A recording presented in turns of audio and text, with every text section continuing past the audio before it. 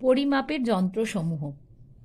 দেখো, পরিমাপ বা মেজার করার জন্য আমরা দেখেছি যে আমাদের একটা ভৌত রাশি যার পরিমাপ করব তাকে প্রয়োজন হয় এবং একটা ইউনিটের প্রয়োজন হয়। কিন্তু কিসের সাহায্যে আমরা এই পরিমাপ করব তার জন্য প্রয়োজন যন্ত্র, অর্থাৎ মেজারিং ইনস্ট্রুমেন্টস। এখন সাধারণ স্কেল, সাধারণ তুলাযন্ত্র, মাপনী চোঙ, স্প্রিং তুলাযন্ত্র, ঘড়ি, এরা হলো মেজারিং ইনস্ট্রুমেন্ট বা পরিমাপের যন্ত্র। কোনটির সাহায্যে কোন ভৌতরাশি পরিমাপ করা যায় সেটা আমরা এখানে লিখব। আমরা জানি অলরেডি এগুলো। সাধারণ স্কেলের সাহায্যে পরিমাপ করতে পারি দৈর্ঘ্য, অর্থাৎ এর সাহায্যে হবে দৈর্ঘ্যের পরিমাপ। সাধারণ তুলাযন্ত্রের সাহায্যে হবে ভরের পরিমাপ। মাপনী চোঙের সাহায্যে হবে আয়তনের পরিমাপ। কার আয়তনের পরিমাপ? তরল পদার্থের।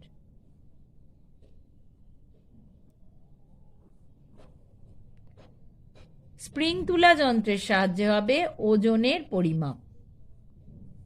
ঘড়ি সময় বলে দেবে আমাদের, সময়ের পরিমাপ।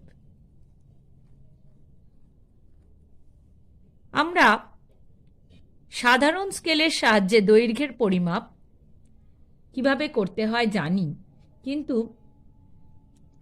সেই স্কেলের ব্যবহার কিভাবে করা হয় সেই স্কেলের ব্যবহার করতে গিয়ে যে কিছু ত্রুটি হতে পারে সেটা কিন্তু এখনো অবধি আমরা বিশদে জানি না।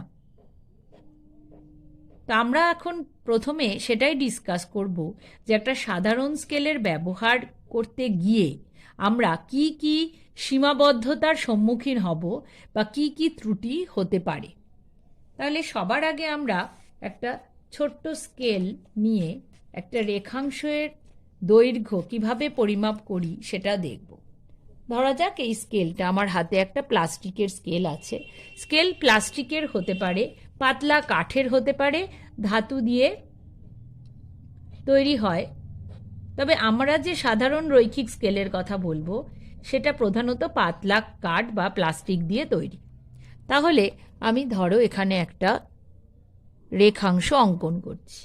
এই রেখাংশের দৈর্ঘ্য মাপার জন্য আমাদের কি করতে হবে? দেখো, প্রথমে স্কেলের রেখাংশটির একটি প্রান্তের সাথে আমরা স্কেলের 0 দাগটি মিলিয়ে দিলাম। 0 দাগ মানে প্রথম দাগ, পরের দাগটি হলো 1। এবার কোনো কোনো ক্ষেত্রে যদি কখনো স্কেলের 0 দাগটা আবছা হয়ে যায় তাহলে তার জন্য 1 দাগের সঙ্গে মিলিয়ে পাঠ নেওয়া যায়। আমি এখানে দেখছি কিভাবে 0 দাগের সাথে মিলিয়ে এর পরিমাপ করতে পারি। তাহলে দেখো, নাম দিলাম এই প্রান্তের এ, এই প্রান্তের বি। 0 দাগের সাথে এ প্রান্তকে মেলালাম, বি প্রান্ত দেখছি কত দাগে এর সাথে মিলিত হয়েছে। দেখা যাচ্ছে এখানে 9, অর্থাৎ মান হলো 9। তাহলে আমি লিখব এ প্রান্তের পাঠ হলো তাহলে 0 সেন্টিমিটার, বি প্রান্তের পাঠ 9 সেন্টিমিটার। তাহলে এবি রেখাংশের দৈর্ঘ্য হচ্ছে 9 - 0 সেন্টিমিটার বা 9 সেন্টিমিটার। এখন এই যে এইভাবে আমরা স্কেলটা বসালাম, স্কেলটা বসিয়ে তার পাঠ নিলাম। এই পাঠ নিতে গিয়ে কিছু কিছু ভুল ভ্রান্তি হতে পারে বা ত্রুটি হতে পারে। সেই ত্রুটিগুলি কি কি? দেখো কি কি কি ত্রুটি হতে পারে।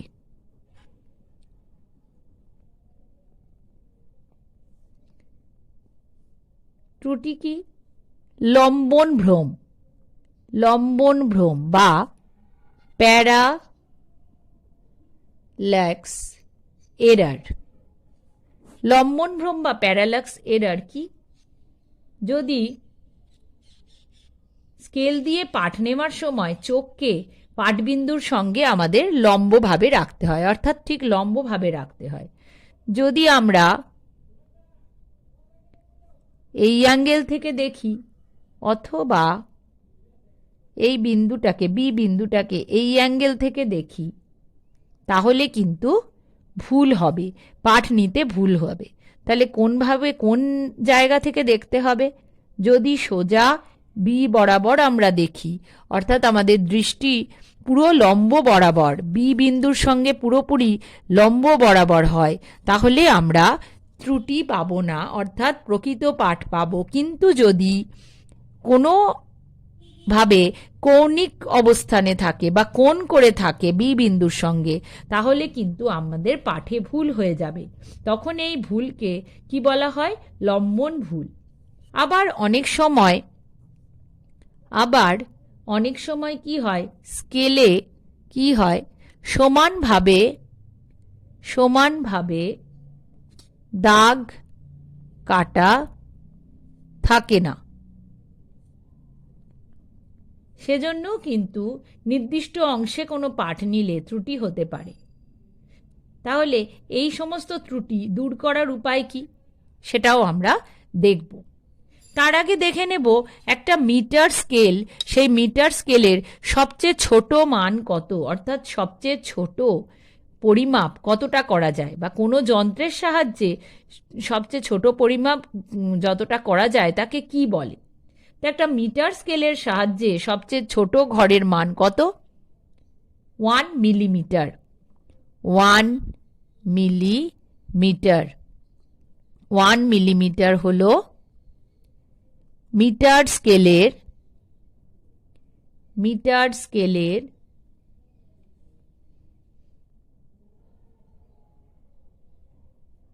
সবচেয়ে ছোট ঘরের মান। তাহলে কোনো যন্ত্রের সাহায্যে ন্যূনতম যতটা পরিমাপ করা যায় তাকে কি বলে? অর্থাৎ মিটার স্কেলের সাহায্যে ন্যূনতম কতটা পরিমাপ করা যায়? মিটার স্কেলের সাহায্যে ন্যূনতম পরিমাপ করা যায় 1 মিলিমিটার। মিটার স্কেলের সাহায্যে ন্যূনতম যে দৈর্ঘ্য পরিমাপ করা যায় তা হলো 1 মিলিমিটার বা 0.1 সেন্টিমিটার। তাহলে যদি প্রশ্ন করা হয় যে সাধারণ স্কেল ব্যবহার করে 0.2 মিলিমিটার মাপ নেওয়া যাবে কি? উত্তর কি হবে? 0.1 সেন্টিমিটার বা 1 মিলিমিটারই সবচেয়ে কম মাপ নেওয়া যায়। তাহলে তার থেকে কম কি নেওয়া যাবে? উত্তর হবে না, নেওয়া যাবে না। তাহলে কোনো যন্ত্রের সাহায্যে ন্যূনতম, অর্থাৎ সবচেয়ে ছোট ন্যূনতম যতটা পরিমাপ করা যায়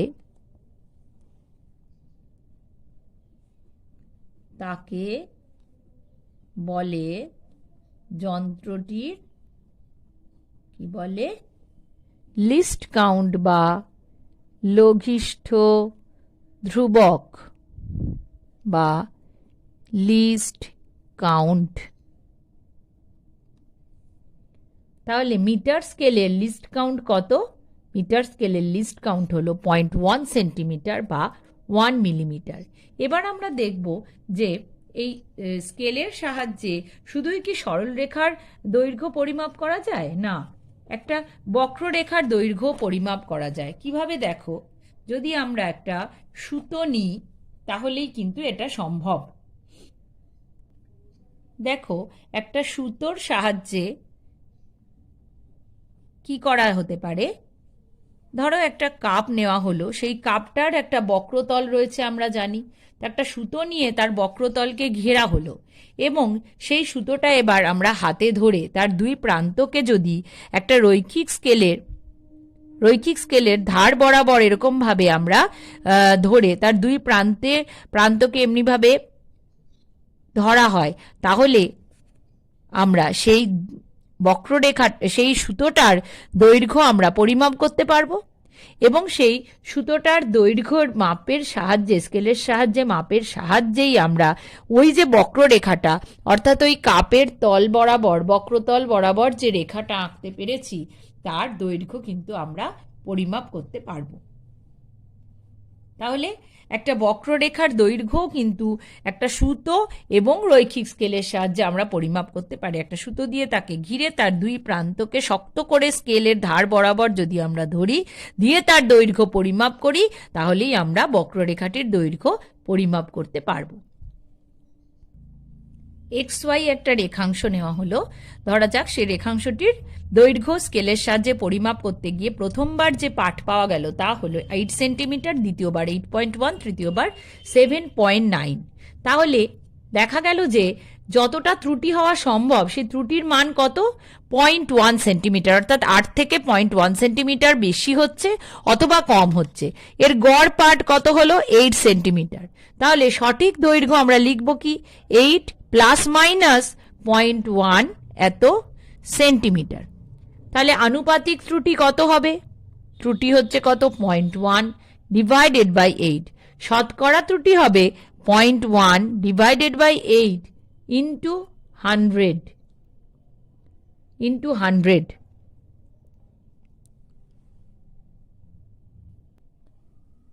1.25। তাহলে ত্রুটির মান আমরা লিখব 1.25%। তাহলে এইভাবে আমরা দেখলাম যে রৈখিক স্কেলের সাহায্যে দৈর্ঘ্য পরিমাপ কিভাবে করা যায় এবং তার ত্রুটি এবং শতকরা ত্রুটি। নেক্সট আমরা দেখব যে সাধারণ তুলা যন্ত্রের সাহায্যে কিভাবে ভর পরিমাপ করা হয়, অর্থাৎ কি কি তার প্রয়োজনীয় অংশ, সেটা আমরা ডিসকাস করব। দেখো, এটা একটা সাধারণ তুলা যন্ত্র। তো এই সাধারণ তুলা যন্ত্র কি করা হয়? ভর পরিমাপ করতে ব্যবহার করা হয়। সাধারণ তুলা যন্ত্রের বিভিন্ন অংশগুলো আমরা দেখে নেব। এই দুদিকে দুটো পাত্র দেখো, একটিতে বস্তু এবং অপরটিতে বাটখারা রাখা হয়েছে, এদের বলা হয় তুলা পাত্র। এবং এই যে দড়িটা দেখা যাচ্ছে, এখানে একটা দড়ি থাকে সাইডে, এই যে দড়িটা, তাকে বলা হয় ওলন দড়ি। স্ক্রু রয়েছে, উপরে স্ক্রু রয়েছে, আর রয়েছে মাঝখানে যেটা পয়েন্ট করছে এই স্কেলে, তাকে বলা হয় সূচক, এবং এই চওড়া অংশটিকে বলা হয় স্তম্ভ।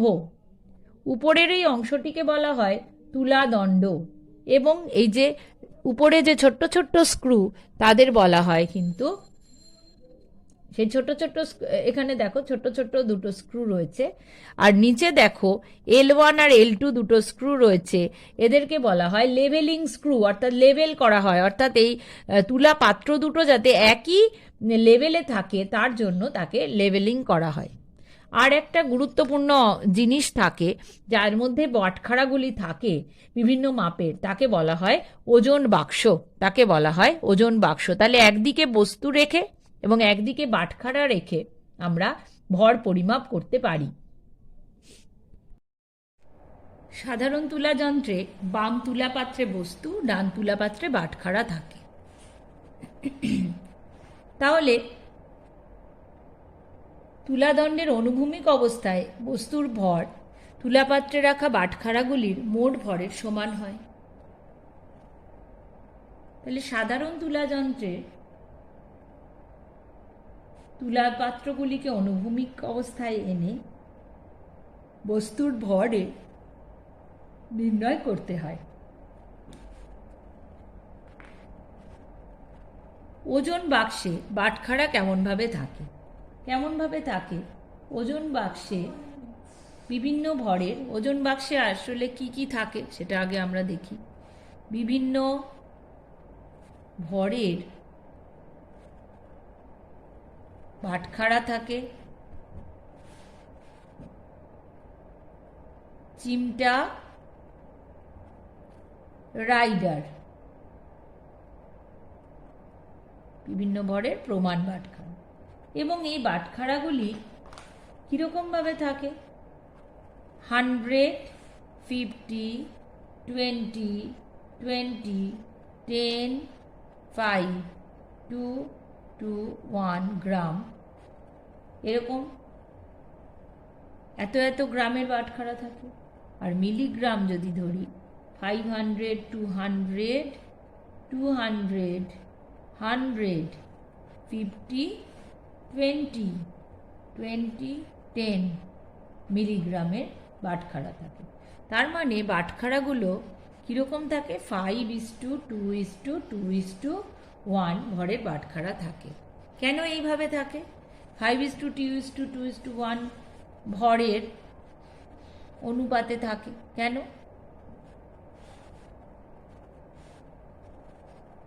কেন এরকমভাবে থাকে? কারণ এই রকম অনুপাতে থাকার জন্য রাইডার সহ বাটখারাগুলি থেকে আমরা যে ভর পাই, যে গ্রামের মধ্যে থাকা যে কোনো বস্তুর ভর সাধারণ তুলার সাহায্যে মাপা যায়। কীরকম? 211 এত। তার মানে এত গ্রামের মধ্যে থাকা যে কোনো বস্তুর ভর সাধারণ তুলাযন্ত্রের সাহায্যে পরিমাপ করা হয়। তাহলে আমরা দেখলাম যে সাধারণ তুলাযন্ত্রের সাহায্যে ভর পরিমাপ করা হয় এবং এখানে 5:2:2:1 এই ভরের অনুপাতে বাটখারাগুলি থাকে। সতর্কতা: সাধারণ তুলাযন্ত্রে পাঠ নেওয়ার সময় কি করা হয়? কাচের বাক্সে যা থাকে সেই বাক্সের দরজা বন্ধ রাখতে হবে। তারপরে যাতে কোনোভাবে ময়লা না লাগে সেটা দেখতে হবে। ভর পরিমাপের সময় তুলাযন্ত্রের যে কোনো অংশে অযথা হাত দেওয়া উচিত নয়।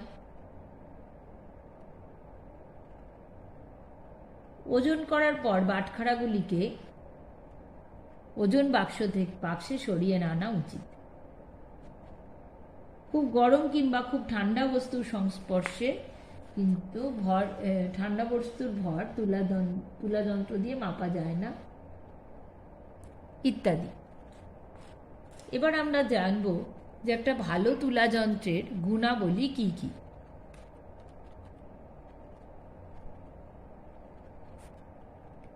ভালো তুলাযন্ত্রের গুণাবলী কি কি? তুলাযন্ত্রটি সুবেদী হবে, নির্ভুল হবে, দৃঢ় এবং সুস্থিত হবে। সুবেদী হবে। তুলাযন্ত্র সুবেদী হওয়া মানে কি? যে দুই তুলাপাত্রে রাখা বস্তুর ভরের সামান্য পার্থক্য এর সাহায্যে পরিমাপ করা যায়, তাকে সুবেদী বলে এবং এই ধর্মকে সুবেদিতা বলে। নির্ভুল হতে হবে। তুলাযন্ত্রটিকে নির্ভুল হতে হবে, অর্থাৎ তুলাপাত্র দুটি যদি খালি থাকে তুলাদণ্ড অনুভূমিক হবে। দৃঢ় হওয়া উচিত, কারণ বস্তু বা বাটখারা চাপালে সেটা যেন এঁকে বেঁকে ভেঙে না যায়। সুস্থিত হওয়ার প্রয়োজন, অর্থাৎ তুলাদণ্ডের যে আন্দোলন, যে নড়াচড়া ঘটে তা যেন বেশিক্ষণ স্থায়ী না হয়। তাহলে এই সমস্ত গুণগুলি থাকতে হবে একটা ভালো তুলাযন্ত্রের জন্য। এবং সুবেদিতা কাকে বলছে? যে সামান্য ভরের পার্থক্য পরিমাপ করা যায় সেই ধর্মকে সুবেদিতা বলে এবং সেই তুলাযন্ত্রটিকে সুবেদী তুলাযন্ত্র বলে। তাহলে আরেকটা টার্ম আমরা পেলাম, সুবেদী তুলাযন্ত্র বলে। এখন এই তুলাযন্ত্রের সাহায্যে সর্বনিম্ন কত ভরের বস্তুর ভর পরিমাপ করা যায়? না, 10 মিলিগ্রাম এবং ম্যাক্সিমাম 211.10 গ্রাম। তাহলে সাধারণ তুলাযন্ত্রের সাহায্যে সর্বনিম্ন এবং সর্বোচ্চ এত ভরের পরিমাপ করতে আমরা পারি।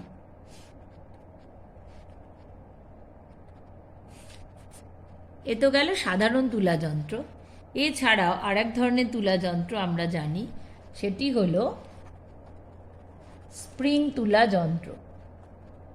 স্প্রিং তুলা যন্ত্র। স্প্রিং তুলা যন্ত্রের সাহায্যে কি পরিমাপ করা হয় আমরা জানি, ওজন পরিমাপ করা হয়। এবং এই স্প্রিং তুলা যন্ত্রে কি থাকে, একটা স্প্রিং থাকে এবং তার সাথে আংটা দিয়ে একটি বস্তুকে ঝোলানো হয়। তাহলে কিভাবে এর সাহায্যে ওজন পরিমাপ করা হচ্ছে? না, যে ইস্পাতের স্প্রিংটা থাকে, এই স্প্রিং এর সঙ্গে থাকে একটা কাঁটা সূচক। তাহলে সূচকটা কি করে, স্কেলের গা বরাবর ওঠানামা করতে পারে। তাহলে যে বস্তুর ওজন পরিমাপ করতে হবে তাকে দিয়ে এইভাবে ঝুলিয়ে দেওয়া হয়। যে মুহূর্তে বস্তুটিকে এরমভাবে ঝোলানো হয়, তখন এই যে স্প্রিংটা আছে, এই স্প্রিংটার মধ্যে কি হয়, প্রসারণ ঘটে এবং স্প্রিংটা নিচের দিকে দৈর্ঘ্যে বেড়ে যায় এবং সূচকটিও স্কেলের গা বেয়ে নেমে একটা জায়গায় স্থির হয় এবং তার সাহায্যে ওজন মাপা হয়, ওজন জানা যায়। এবং বস্তুটি সরিয়ে নিলে ওই স্প্রিংটাই আবার গুটিয়ে গিয়ে আগের জায়গায় পৌঁছে যায়। তাহলে স্প্রিং তুলা যন্ত্রের সাহায্যে যে বস্তুর ওজন পরিমাপ করা হয় তার বেসিস কি? তার বেসিস হচ্ছে স্থিতিস্থাপকতা ধর্ম।